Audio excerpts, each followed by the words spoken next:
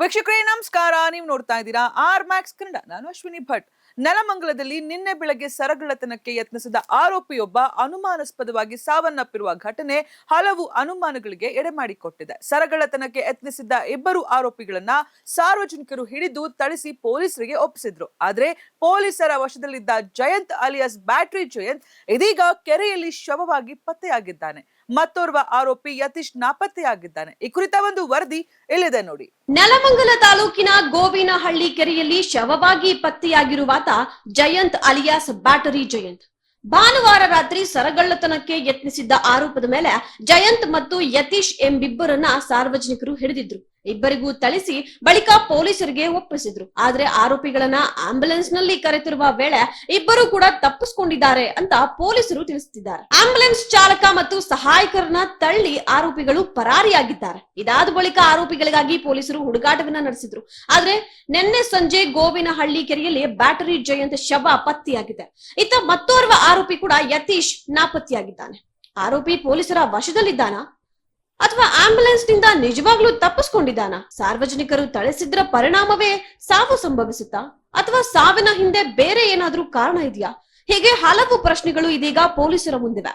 ಘಟನೆ ಬಗ್ಗೆ ಮಾಹಿತಿ ತಿಳಿತಾ ಇದ್ದಂತೆ ಬೆಂಗಳೂರು ಗ್ರಾಮಾಂತರ ಎಸ್ಪಿ ಚಂದ್ರಕಾಂತ್ ಹಾಗೂ ಅಡಿಷನಲ್ ಎಸ್ಪಿ ನೇತೃತ್ವದ ತಂಡ ಸ್ಥಳಕ್ಕೆ ಭೇಟಿ ನೀಡಿ ಪರಿಶೀಲನೆ ನಡೆಸಿದೆ. ಮೃತದೇಹವನ್ನ ಮರಣೋತ್ತರ ಪರೀಕ್ಷೆಗಾಗಿ ಬೆಂಗಳೂರಿನ ವಿಕ್ಟೋರಿಯಾ ಆಸ್ಪತ್ರೆಗೆ ರವಾನಿಸಲಾಗಿದೆ.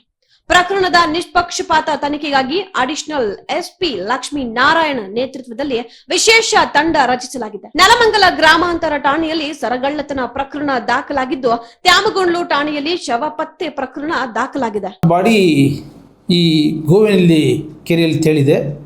ಆತನ ಜೊತೆಯಲ್ಲಿರ್ತಕ್ಕಂಥ ವ್ಯಕ್ತಿಯನ್ನು ನಾವು ವಿಚಾರಣೆ ಮಾಡಬೇಕಾಗಿದೆ.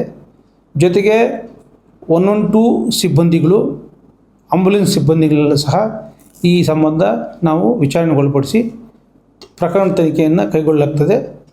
ಸೊ ಇದರ ಸಂಬಂಧ ಡೀಟೇಲ್ ತನಿಖೆ ಮಾಡಿ ವಿಚಾರಣಾ ವರದಿ ಕೊಡಿ ಅಂತೇಳಿ ನಮ್ಮ additional S P Shri Lakshminarayana ಅವರಿಗೆ ಈಗಾಗಲೇ ಸೂಚಿಸಿದ್ದೇನೆ.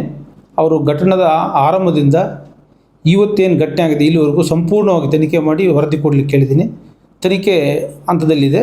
ಪೋಸ್ಟ್ಮಾರ್ಟಮು ಮಾಡಲಾಗ್ತದೆ ವಿಕ್ಟೋರಿಯಾ ಹಾಸ್ಪಿಟಲಲ್ಲಿ.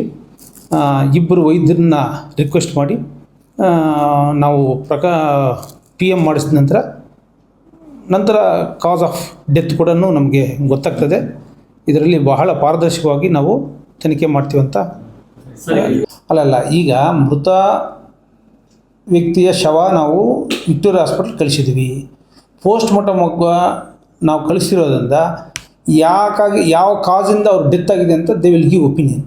ಈಗ ಇಂಜುರೀಸು, ತರಿಸಿದ ಗಾಯಗಳು ಮೇಲ್ನೋಟ ಕಾಣ್ತಾ ಇದೆ. ನಮ್ಮ ಸೋಕ್ ಅವರು ಚೆಕ್ ಮಾಡಿದ್ದಾರೆ. Seems to be a drowning ಅಂತಲೂ ಹೇಳಿದ್ದಾರೆ. ಈಗ ಹೆಚ್ಚಿನ ಮಾಹಿತಿ ಪಡೀಲಿಕ್ಕೆ ನಾವು ಶವ ಪಂಚನಾಮೆ ಮಾಡೋದು, ತದನಂತರ ಪೋಸ್ಟ್ಮಾರ್ಟಮ್ ಮಾಡೋದು, ಸಂಪೂರ್ಣವಾಗಿ ಆ ಪೋಸ್ಟ್ಮಾರ್ಟಮ್ ಆದ ನಂತರ ನಮಗೆ ಕಾಸ್ ಆಫ್ ಡೆತ್ ಗೊತ್ತಾಗುತ್ತೆ. ಹೇಳಿ ಇಲ್ಲಿ 112 ಅವ್ರ ಕರ್ತವ್ಯ ಒಂದು ಕೇಸ್ ಅಟೆಂಡ್ ಮಾಡಿ ಮತ್ತು ಅವ್ರು ಇನ್ನೊಂದು ಪ್ರಕರಣಗಳಿಗೆ ಹೋಗ್ತಾರೆ. ಅವ್ರನ್ನ ಆ ಸ್ಪಾಟಲ್ಲಿ ಪ್ರಜ್ಞೆ ತಪ್ಪದಂಗೆ, ಯಾಕಂದರೆ ಈ ಕ್ರಿಮಿನಲ್ ಹಿನ್ನೆಲೆ ಹೇಳಿದ್ದರಿಂದ ಯಾರೂ ಹೊಡೆಯೋಕ್ಕೂ ಹೋಗಿಲ್ಲ, ಮತ್ತು ಅವನು ಇಮಿಡಿಯೇಟ್ಲಿ ಅನ್ಕಾನ್ಷಿಯಸ್ ಆಗಿ ಪ್ರಿಟೆಂಡ್ ಮಾಡಿರೋದ್ರಿಂದ ಕೂಡಲೇ ಆಂಬುಲೆನ್ಸ್ ಕಳಿಸಿದ್ದಾರೆ, 112 ಕಳಿಸಿದ್ದಾರೆ. ಅದನ್ನ ಅಲ್ಲಿಗೆ ಹಾಕಿದ್ದಾರೆ.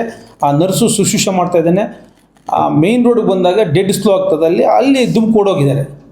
ನೀವು ಬೇರೆ ನಮ್ಮ ಸಿವಿಲ್ ಪೊಲೀಸರು ಇದ್ದರೆ ನೀವು ಹೇಳಿದ್ದು ಕರೆಕ್ಟ್. ಇದು ಆ ಟೈಮ್ಲಿ ಆ್ಯಕ್ಷನ್ ಮಾಡಬೇಕಾದ್ರೆ 112 ಅವರು they are doing their work.